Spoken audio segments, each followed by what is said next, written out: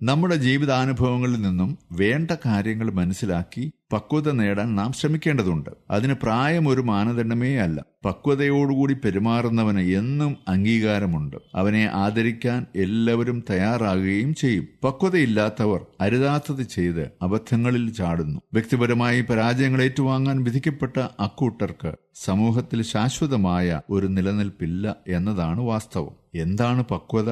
1. പ്രതികൂല സാഹചര്യങ്ങൾ അതിജീവിക്കുവാനുള്ള തന്റെ ഇടം. 2. ഏത് രംഗത്തും മുന്നോട്ട് വരാൻ മടി കാണിക്കാതിരിക്കൽ. 3. ആത്മവിശ്വാസത്തോടെ കാര്യങ്ങൾ നിർവഹിക്കുന്നതിന് സന്നദ്ധനാകുക. 4. വിജയപ്രതീക്ഷയോടെ സഹചര്യയും കൂട്ടി പ്രവർത്തിക്കുക. 5. ഉത്തരവാദിത്ത ബോധത്തോടെ മറ്റുള്ളവരോട് സഹകരിച്ച് പ്രവർത്തിക്കുക. ഈ വക കാര്യങ്ങൾ മനസ്സിൽ വെച്ച് പ്രവർത്തിക്കുകയാണെങ്കിൽ നാം പക്വതയുള്ളവരാണെന്ന കാര്യത്തിൽ തർക്കമില്ല. ഒന്ന് പരിശ്രമിച്ചു നോക്കാമോ?